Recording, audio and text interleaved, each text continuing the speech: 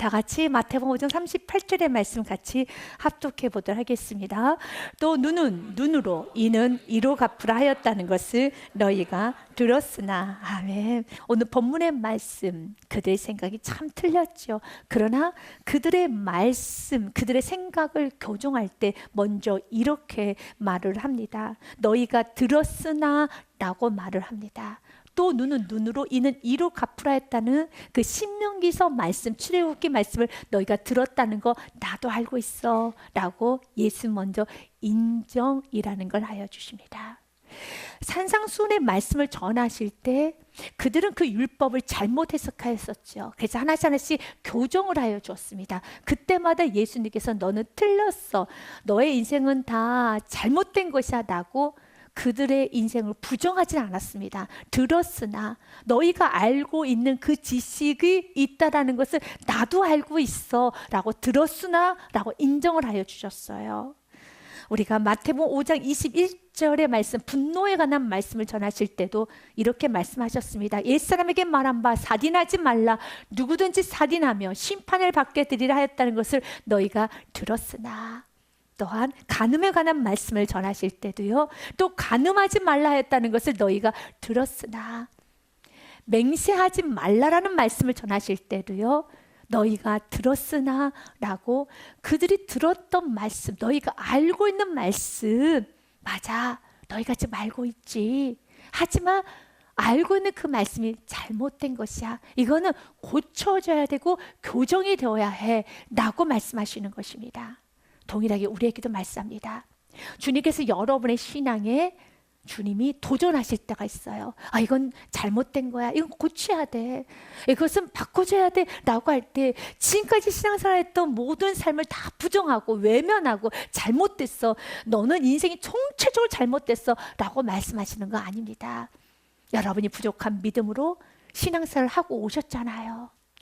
부족한 모습으로 그래도 잘 버티고 이기고 오시지 않았습니까?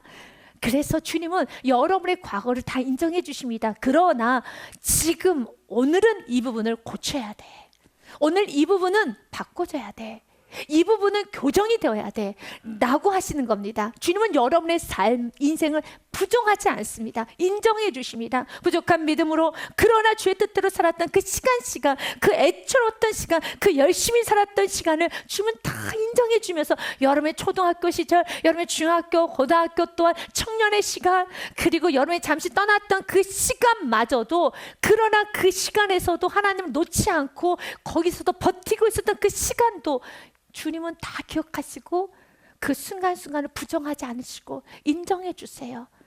그러나 이제는 이 부분은 바뀌어야 돼, 이 부분에 있어서는 너의 삶은 교정이 되어야 돼 라고 하면 잘 받아들여서 이제는 바꿔줘야 하는 것입니다. 주님은 우리에게 동일하게 말합니다. 바리새인들의 생각이 바뀌어져야 되는 것처럼 우리에게도, 우리의 생각도 올바른 생각을 하셔야 됩니다. 그 첫 번째 우리가 바르게 생각해야 되는 부분은 피해자가 되었을 때 감정에 휘둘리지 않고 절제라는 것을 해야 합니다. 절제하셔야 합니다. 그들은 지금 신명기서 말씀과 출애굽기 말씀을 이제 주장하면서 이에는 이, 눈에는 이, 눈에는 눈, 동해보복법이라고 해서 내가 해를 받은 만큼 그대로 복수, 보복, 응징하는 것은 당연한 권리이며 당연한 의무이며 이렇게 하여야만 정의로운 사회가 되며 이것이 하나님의 뜻이라고 해서 그들은 전쟁을 일으켜도 전혀 죄책감이 없었습니다.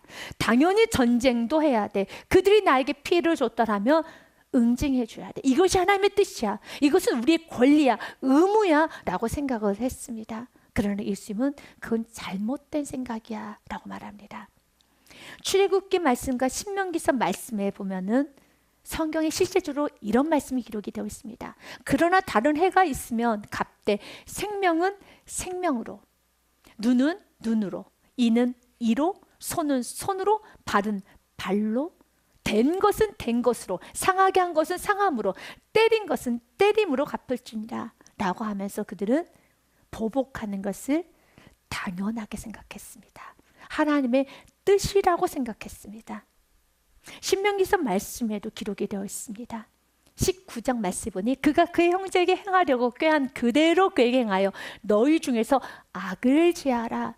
이렇게 응징하는 것이 공동체 안에 악을 제하는 방법이다라고 생각하였기 때문에 그들은 보복하는 것에 대해서는 강한 의무감을 가졌어요. 하나님께서 이 말씀을 주신 이유는 가해자들 보호하기 위한 말씀이었습니다. 그 당시는 부족 국가였었습니다. 그래서 한 사람이 피해를 받게 되면 부족 전체가 그 부족에 가서 여러분 칼을 휘둘러서 유혈 사태가 아주 빈번했습니다. 그리고 또한 안전장치가 전혀 없었기 때문에 나무를 베기서 도끼질을 하다가 도끼 머리가 어떤 사람에게 팔과 다리에 상해를 입히는 일은 빈번했습니다. 그리고 생명까지도 해치는 일도 아주 많았습니다. 그러면 이렇게 상해를 입히거나 생명을 해치게 되면 이것은 내가 고의로 한 것이 아닙니다. 도끼 머리가 날아간 것입니다. 그러면 그 가족 전체가 와서 그 가족을 다 죽입니다. 이런 일이 아주 빈번했기 때문에 가해자를 보호하기 방법이었습니다. 너희는 눈에는 눈, 이에는 이, 더 이상은 하면 안 되지.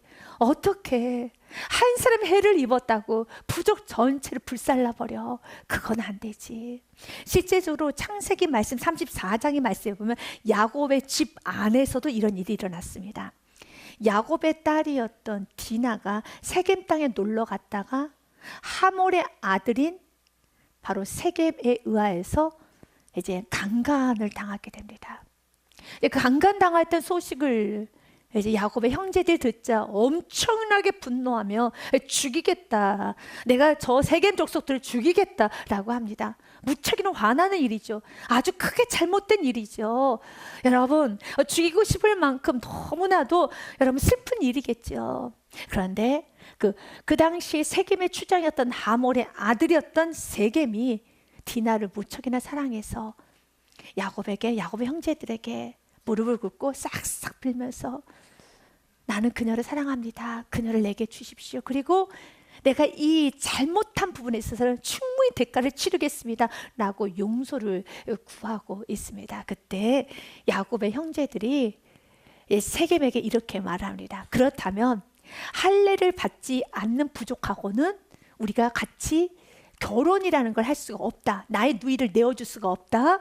나의 누이와 결혼을 하고 싶다라며 너희 모두 다 할례를 행해라 라고 말합니다. 야곱의 아들들이 그들에게 말하되 우리는 그리하지 못하겠노라. 할례 받지 아니한 사람에게 우리 누이를 줄 수 없노니 이는 우리의 수치가 됨이라 라고 하면서 그런즉 이같이 하면 바로 너희에게 허락하리라. 어떻게 하면은요, 만일 너희 중 남자가 다 할례를 받고 우리 같이 되면 우리 딸을 너희에게 주며 너희 딸을 우리가 데려오며 너희와 함께 거주하여 한 민족이 되려니와 너희가 만일 우리 말을 듣지 아니하고 할례를 받지 아니하면 우리는 곧 우리 딸을 데리고 가리라 라고 하면서 할례를 행하여라. 함몰 추장뿐만 아니라 세겜 당신뿐만 아니라 추장으로부터 시작해서 당신의 아들 그리고 세겜에 있는 모든 남자, 모든 국가 안에 있는 모든 남자들이 다 할례를 행하여라. 그러면 우리의 누이를 주겠다라고 합니다. 그 말에 18절 말씀에 보니 같이 읽어옵니다. 그들의 말을 하몰과 그의 아들 세겜이 좋게 여김으로 좋게 여겨서 알겠습니다 라고 하며 할례를 행합니다. 할례라는 건 지금으로 말하면 남자의 생식기의 표피를 떼어내는 겁니다. 어릴 때 표피의 생식기를 떼어내는 것도 무척 고통스럽고 아픈 것이지만 다 큰 성인의 성기의 표피를 떼어내는 건 무척이나 고통스러운 것입니다. 그래서 그들은 이 상처가 아물기만을 기다리며 들어 누워 있어야 되는 것입니다. 그런데 성경 말씀에 보면은 그들이 진짜 다 할례를 행합니다. 24절 말씀에 보니 이렇게 되어 있습니다. 성문으로 출입하는 모든 자가 하몰과 그의 아들 세겜의 말을 듣고 성문으로 출입하는 그 모든 남자가 할례를 받으니라. 모두 다 할례를 받고 다 들어 누워 있습니다. 그런데 25절 말씀해 보니 제3일에 아직 그들이 아파할 때 그 상처가 아물지 않을 그때 야곱의 두 아들 디나의 오라버니 시몬과 레이가 각기 칼을 가지고 가서 몰래 그 성읍을 기습하여 그 모든 남자를 죽이고 칼로 하물과 그의 아들 세겜을 죽이고 디나를 세겜의 집에서 데려오고 야곱의 여러 아들이 그 시체 있는 성읍으로 가서 노력하였으니 이는 그들이 그들의 누이를 더럽힌 까닭이라. 사랑하는 여러분, 여러분은 어떻게 생각하십니까? 사랑하는 여러분, 누이를 더럽혔기 때문에 분명 이건 큰 상처와 아픔입니다. 그러나 그들의 보복이 너무 과했습니다. 그들은 너무 지나쳤습니다. 야곱의 가정 안에도 이런 일이 일어났다면 그 당시에 부족 국가 안에는 이런 일들은 아주 많았어요. 하나님은 인간의 악을 알았습니다. 그래서 이 말씀은 눈에는 눈, 이에는 이, 된 것은 된 것으로만 해라. 더 이상 하면 안 되지. 어떻게? 물론 너희가 피해를 받은 건 사실이야. 아프지? 너의 누이가 강간을 당한 거 정말 아픈 일이야. 그렇다 하여서 그가 지금 용서를 구했고 지금 모두 다 할례를 행하여서 모든 남자가 다 들어 누워 있는데 그 모든 남자를 다 죽여? 그리고 28절과 29절 말씀에 보니 그들이 양과 소와 나귀와 그 성읍에 있는 것과 들에 있는 것과 그들의 모든 재물을 빼앗으며 그들의 자녀와 그들의 아내들을 사로잡고 집 속의 물건을 다 노략한지라. 너무 지나치죠. 너무 지나치죠. 바로 바리새인들, 지금 유대인들, 너희들의 조상인 야곱, 너희들의 조상인 시몬과 레위가 어떤 죄를 지었는가, 어떤 지나친 보복을 하였는가 안다라면 이 말씀을 주장하면서 보복하는 걸 골리앗 음으로 삼으면 안 되는 것입니다. 내가 응징하는 것을 골리앗 음으로 삼으면서 정당하면서 나는 하나님의 뜻을 이뤄드리는 것이야 라고 하면 안 되는 것이겠죠. 우리에게는 이런 모습이 없을까요? 지금 우리 사회에는 이런 모습이 없을까요? 내가 피해를 받았습니다. 가해자에게 피해 맞는 보상을 요구하는 거 필요합니다. 그러나 마치 이것을 기회 삼아서 이들이 재물을 빼앗고 아내들을 사로잡고 그 집 속에 있는 물건 다 노력한 것처럼 팔자를 고친다는 말이 있죠.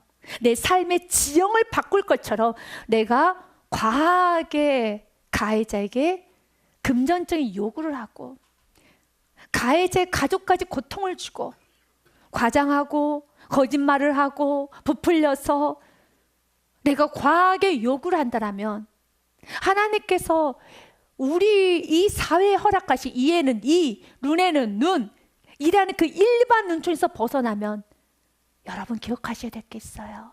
심는 대로 거둡니다. 주님은 우리가 그 이상의 내가 피해를 받았다 할지라도 그 이상의 것을 하는 것을 원하지 않습니다. 지나친 것을 원하지 않습니다. 인간의 악은 내가 피해자가 되었을 때 어느 순간에 또다시 가해자가 될 수가 있습니다. 그렇다 해서 우리가 피해를 받을 때 무조건적으로 입을 다물고 살라는 거 아닙니다. 여러분들이 분명하게 피해를 받았다면 여러분들이 말할 수 있어야 됩니다. 하지만 이들처럼 이것을 빌미 삼아서 내가 한몫을 챙겨야 된다라는 그런 허망한 생각을 하면서 과하게 하고 있는 부분은 버려야 되는 것이겠죠. 세상의 사람들은 그런 부분이 왕왕 있습니다. 우리 그리스도인들에게는 그런 부분이 있어서는 안 되는 것입니다. 두 번째, 우리가 바르게 가져야 될 생각은 두 번째, 자신의 권리를 내려놓아야 합니다. 예수님은 연이어 이렇게 말씀을 하셨습니다. 39절과 40절 말씀에 보니 나는 너에게 이르노니 악한 자를 대적하지 말라. 누구든지 내 오른편 뺨을 치거든 왼편도 돌려대며 40절 말씀은 같이 읽어봅니다. 또 너를 고발하여 속옷을 가지고자 하는 자에게 겉옷까지도 가지게 하며. 아멘. 사랑하는 여러분, 누군가 나의 오른편 뺨을 때렸었을 때 여러분 어떻게 하시겠습니까? 여러분, 나도 같이 가서 때려줘야죠. 이에는 이, 눈에는 이니까 오른편 뺨만 때리면 되는데 우리는 두 쪽 양볼의 뺨을 다 때릴 수도 있을 만큼 우리는 아주 강하죠. 그런데 성경 우리에게 말합니다. 오른편 뺨을 때리거든 왼뺨을 돌려대라는 것이죠.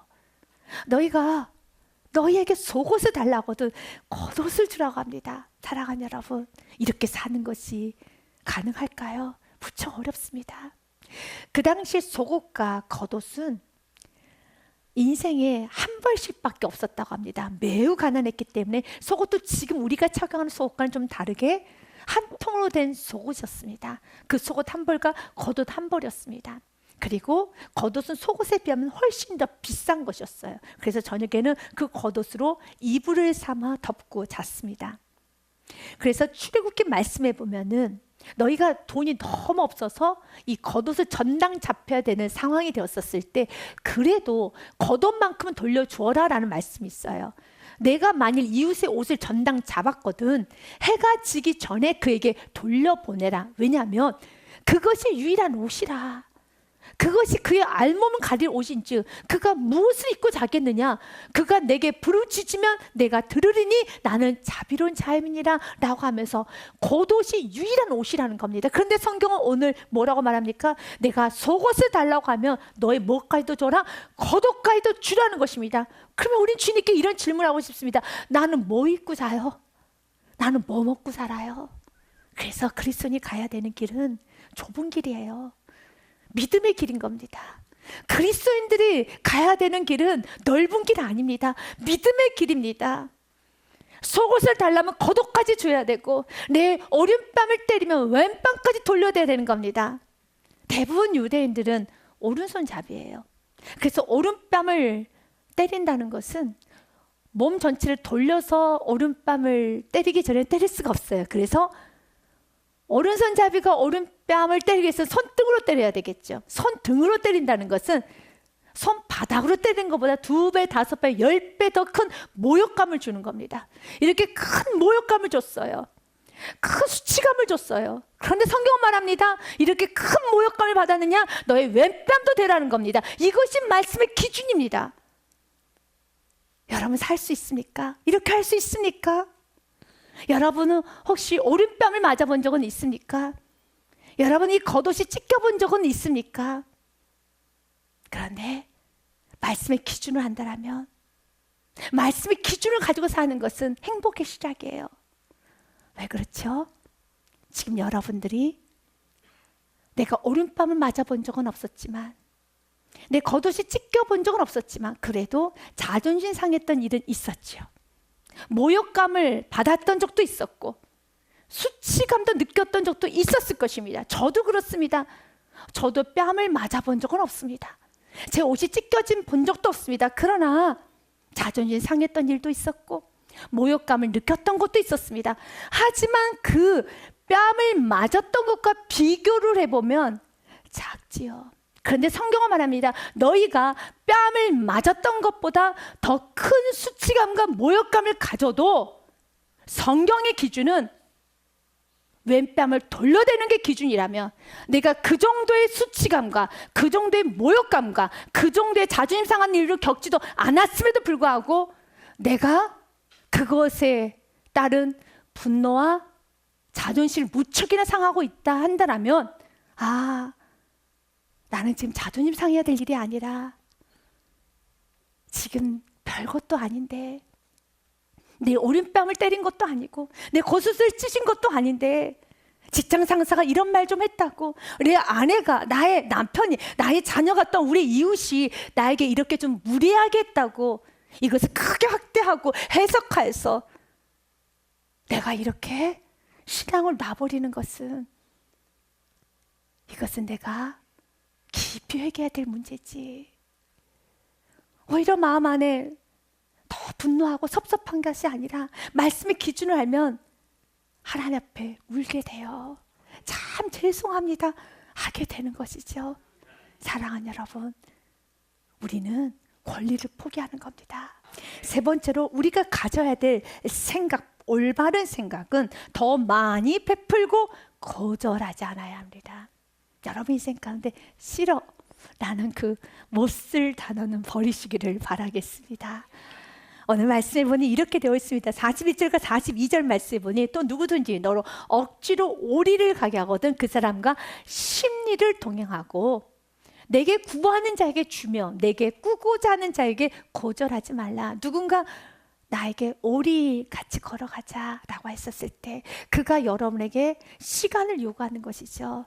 나 이야기 좀 해줘. 내 말 좀 들어줘. 나 오늘 스트레스 받았어. 나 오늘 힘들어. 라고 했을 때 충분히 더 많은 시간과 여유를 가지고 같이 이야기를 해주라는 겁니다. 우리 예수님은 그리하셨어요. 예수님은 육신적으로 굉장히 피곤하셨고 또한 감정적으로도 소진이 되었었으며 영적으로는 우리가 다 알 수 없음하고 큰 무게감이 있었지만 예수님은 어린아이가 오는 걸 금하지 아니했으며 세리와 죄인들의 친구가 되어줬으며 바리새인들과 대화하기를 거절하지 않았습니다. 예수님은 시간을 충분히 내어주셨습니다. 사랑하는 여러분, 주님은 우리에게 말합니다. 우리를 같이 걷자라고 할 때 심리를 같이 걸어갈 수 있는 은혜가 있어야 됩니다. 그리고 누군가 나에게 도와달라고 할 때 거절하지 말라라고 합니다. 나 좀 도와줘 라고 할 때 거절하는 것이 아니라 우리 가정 안에서도 교회 안에서도 여러분이 공동체 안에서도 도와달라고 우리 같이 하자고 우리 같이 이건 좀 같이 감당해보자고 할 때 거절하는 것이 아니라 내가 말씀에 기준한다면 거절하지 말라라고 했기 때문에 만약 거절해야 될 상황에서도 미안해하며 거절해야 되겠죠.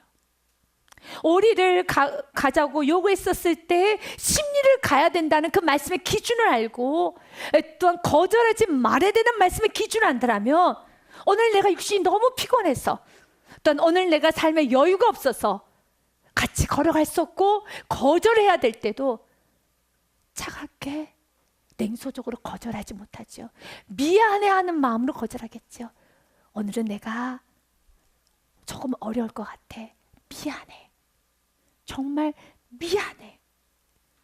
라고 말하며 거절할 수 있어야겠죠.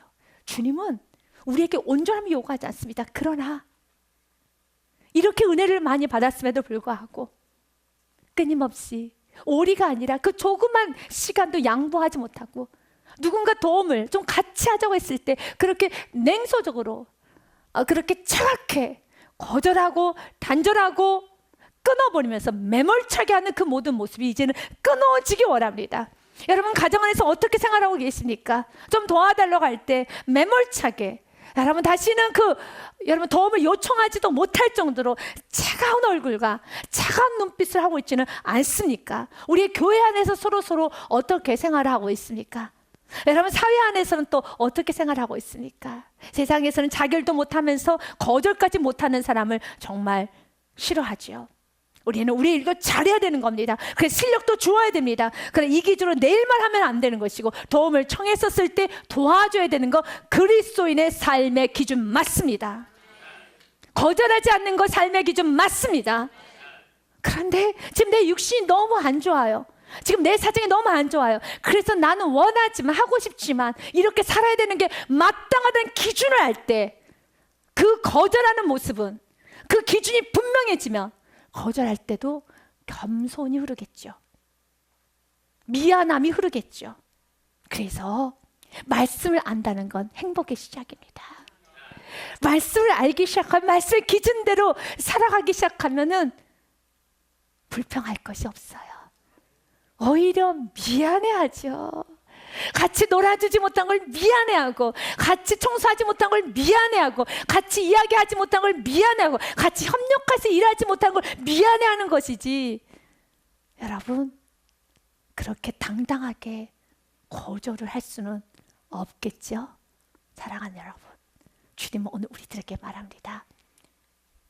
이제는 우리가 살아가는 삶은 나는 죽고 예수가 살아가는 삶입니다. 갈라디아서 2장 20절의 말씀으로 오늘 말씀을 마무리하고자 합니다. 내가 그리스도와 함께 십자가에 못 박혔나니 그런즉 이제는 내가 사는 것이 아니요 오직 내 안에 그리스도께서 사시는 것이라. 이제 내가 육체 가운데 사는 것은 나를 사랑하사 나를 위하여 자기 자신을 버리신 하나님의 아들을 믿는 믿음 안에서 사는 것이다. 아멘. 사랑하는 여러분 이제는 내가 사는 것이 아니요 내 안에 계신 예수 그리스도가 사는 것입니다.